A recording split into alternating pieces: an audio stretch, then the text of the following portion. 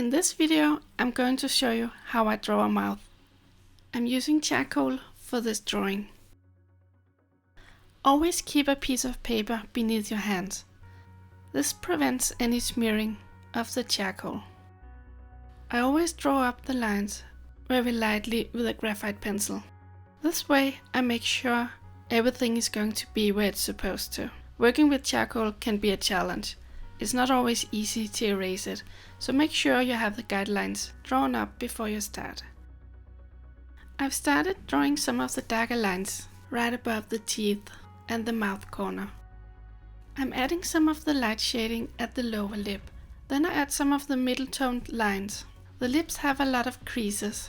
The challenge is getting the right amount of creases and soft shading, as well as highlights.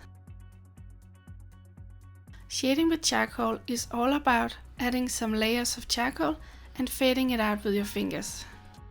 Keep your fingers clean, wash them often to make sure there's no natural fat on your fingers. Skipping this part can result in you getting fingerprints on your artwork. Those can be really difficult to remove again, so do what you can to avoid this. An alternative to this is rubbing your finger against the paper between you and the drawing.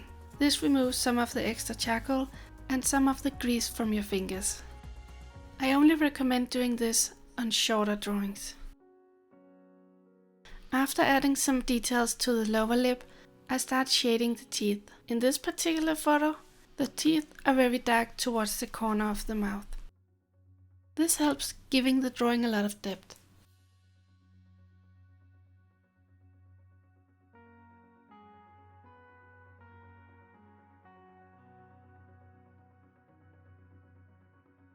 I've added a lot of lighter shading to the upper lip. I switch between adding a bit of charcoal and fading it out with my fingers. It's all about adding layers and fading out. I draw in some more creases at the upper lip. I shade lightly above the upper lip. This creates a nice shape to the upper lip. Be careful not to shade too dark.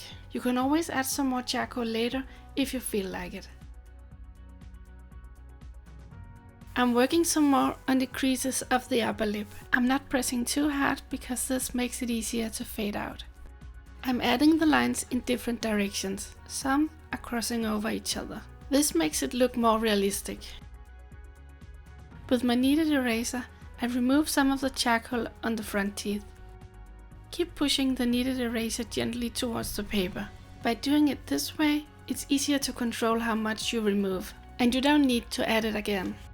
Sharpen your charcoal and use the tip to make small marks around the highlight. This adds contrast and gives it a shinier look. With my kneaded eraser, I remove some of the charcoal along the darker lines of the upper lips. This gives the area a round shape. You can see how the shape changes the more highlights I make. I begin giving some more shape to the upper lip. I do this by adding some contrast. I use my kneaded eraser to remove some of the charcoal around the left side of the upper lip towards the edge. I also do this around the dark creases. Adding some light in this area makes the shape appear round. I'm adding some fine lines at the edge of the upper lip. Switch between adding some fine lines and fading it out with your finger. I continue doing this on the right side. I add a lot more of the lines. Again, be careful not to press too hard.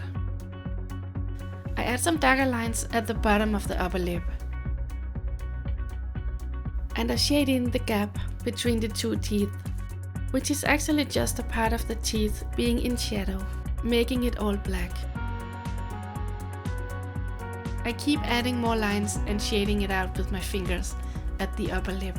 As you can see, it creates more and more depth. It's all about building layer upon layer of charcoal.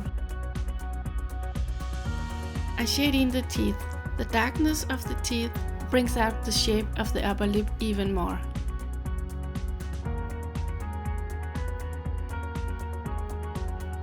Line by line, the upper lip is created.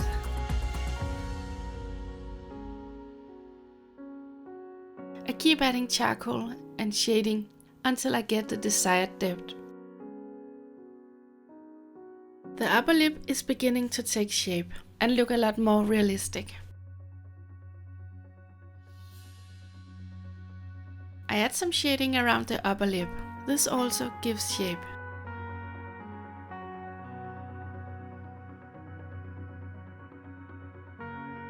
A lot of smaller and wider lines are added. As you can see, there's a lot of difference between the type of lines I create. And this is what gives the lips a natural look, in my opinion. I continue to the lower lip again. I add some darker lines and shade them out just beneath the teeth.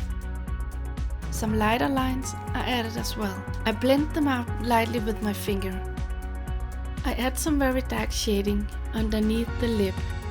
I continue doing this underneath the whole lower lip.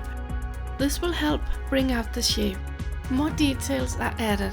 Again, I add some different stroke types. Some are white, some are light, and some are darker and harder. I add some more shading at the top part of the lower lip. I leave out a white line along most of the lip. This highlight will add to the round shape. Some wider dark lines are added. I make it very dark around the corner of the lip. This is a great contrast to the left side of the lips and will give the drawing a lot of depth. I continue building the layers at the corner of the lip. I keep building it up layer by layer. When you do it this way, it makes it so much easier to see when it's enough. I do this even in areas that are supposed to be almost all black. I find the end result smoother and more blended this way. If you make it all black to begin with, you can often see the strokes from the charcoal pencil, and I really want it to be as smooth as possible. I add some more fine small lines at the lower area of the lower lip. I keep the white highlight as I did at the top part of the lower lip. This will make the lip look round instead of looking flat.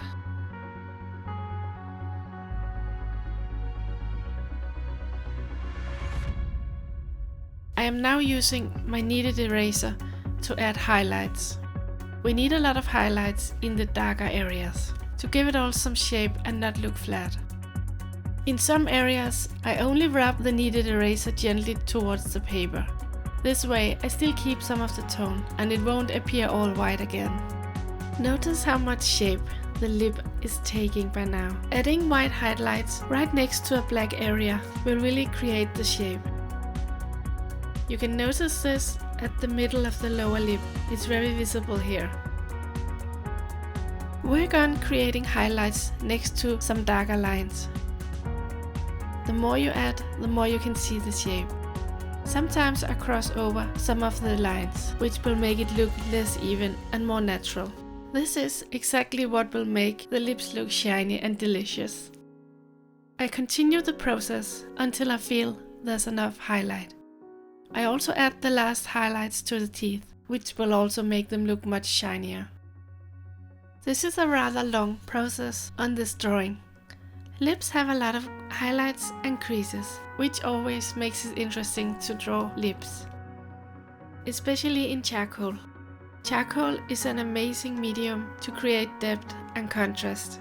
It's one of the reasons I love it so much. I'm adding the final details to the lip drawing. A lot of small highlights are added at the light area of the lips as well as the darker areas. A few darker areas are added and some highlight. It's all the small details that will make it a great realistic drawing. I add some fine details at the lower lip. A few darker details at the upper lip. I add some more shading around the lips. Some darkness at the lower lip.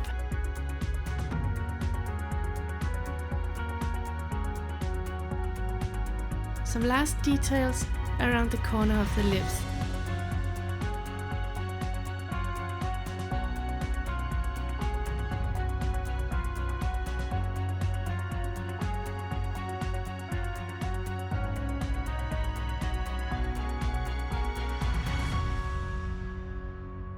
And we are almost done.